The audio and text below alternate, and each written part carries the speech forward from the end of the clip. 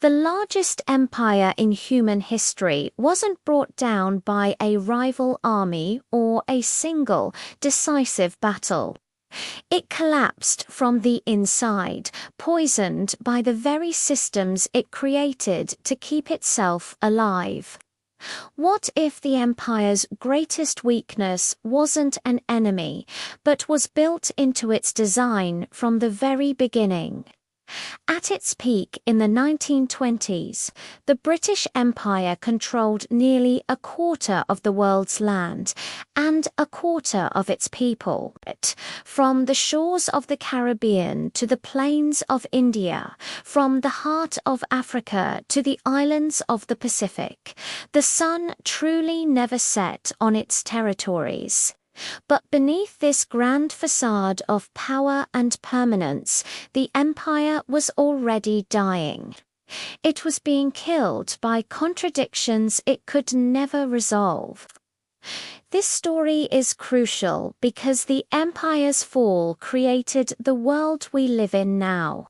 The borders it drew, the economies it shaped, and the divisions it fueled still define our politics, our conflicts, and our inequalities today. The seeds of destruction were planted right at the empire's birth. Throughout the 1600s and 1700s, Britain built its incredible wealth on exploitation, slavery, and extracting resources from other lands. The empire required constant expansion to feed its growing appetite.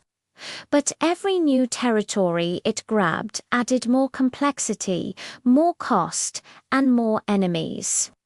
And here's the central contradiction. Britain claimed it was bringing civilization and progress to the people it colonized. Yet, the entire system depended on treating those same people as inferior, denying them basic rights, and taking their wealth. You can't tell people they are your equals while you're standing on their necks. Sooner or later, they stop believing your promises. By the 1850s, the Indian Rebellion exposed just how fragile this whole setup was. Soldiers and civilians rose up against the British East India Company after decades of cultural disrespect, economic ruin, and military aggression. The British crushed the rebellion with brutal force, but the message was crystal clear. Their control now required more and more violence, and that violence only bred more resistance. The empire's economic model was just as self-destructive. Britain would take raw materials like cotton and rubber from its colonies for cheap, manufacture goods back home, and then sell those finished products back to the colonies at inflated prices.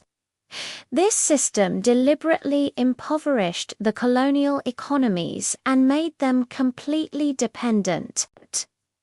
But here's the problem.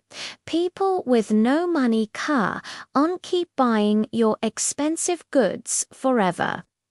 The model had its own expiration date built right in. How do you maintain an empire when it stops making economic sense? World War I threw gasoline on the fire. Britain recruited over 1.5 million Indian soldiers and hundreds of thousands more from its African and Caribbean colonies. These men fought and died for an empire that denied them basic human rights. When they returned home, they came back with new skills, new expectations, and a new burning anger.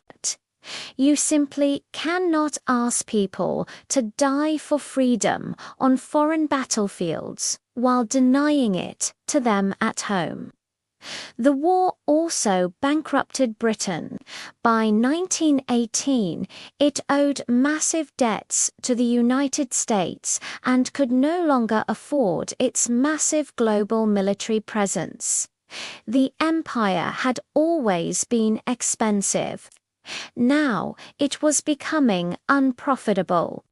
In the years between the two world wars, nationalist movements exploded across the colonies.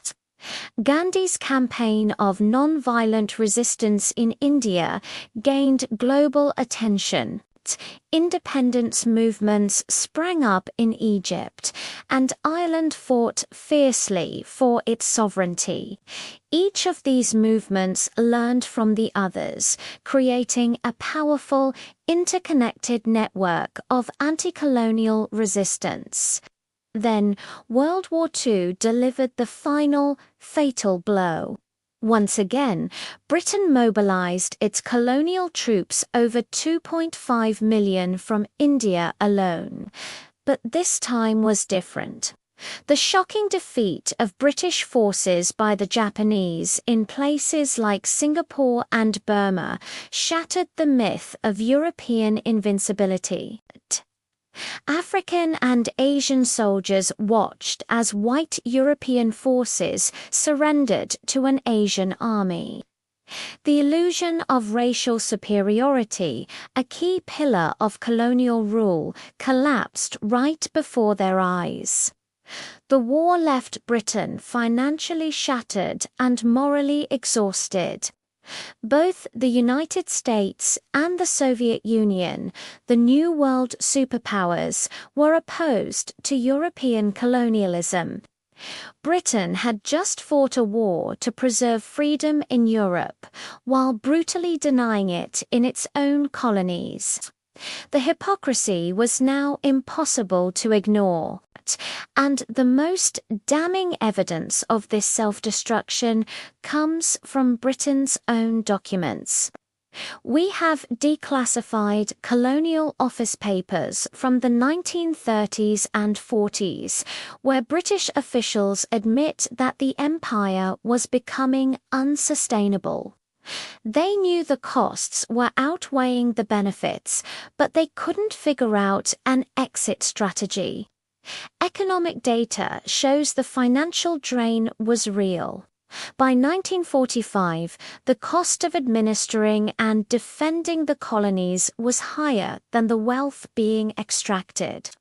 The empire was officially running at a loss, kept alive only by pride and momentum. Military reports from after the war are just as revealing. British analysts concluded they simply lacked the money and manpower to suppress multiple independence movements at the same time. The only way to hold on was through force. But Britain no longer had the will or the wallet for endless colonial wars. Of course, some historians argue that the empire didn't destroy itself, but was dismantled by external pressures. And they're partly right. The independence movements and pressure from the US and USSR were hugely important. But that external pressure was only so effective because the empire was already rotting from the inside. Others claim the empire could have survived if it had just reformed, pointing to the Commonwealth as an example of voluntary association. But the Commonwealth only emerged after countries became independent. It was never a true alternative to empire.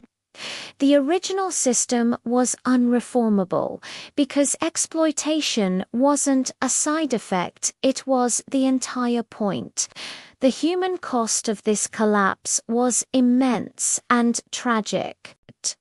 The rushed partition of India in 1947 led to the deaths of up to 2 million people and displaced 15 million more. as administrative lines drawn in London became bloody borders overnight.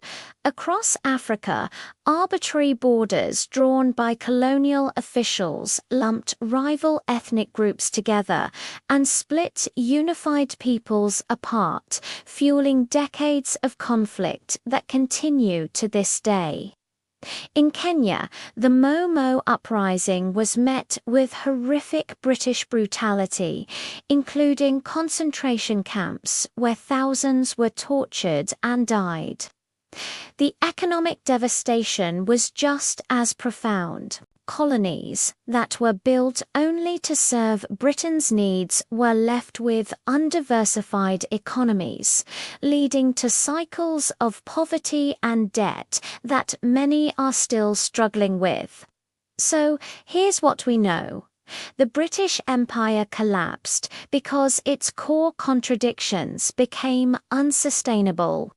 It promised civilization while practicing exploitation. It claimed moral authority while using violence. And it built an economic model that impoverished the very people it relied on. Resistance from the outside succeeded because the logic on the inside had failed. What's still debated is how much of this was inevitable versus how much was accelerated by specific decisions. But one thing is clear. Any system that requires oppression to function will eventually be destroyed by that very oppression. So what comes next? For former colonies, the legacy of empire continues. The economic and political challenges rooted in that colonial structure will likely persist for generations.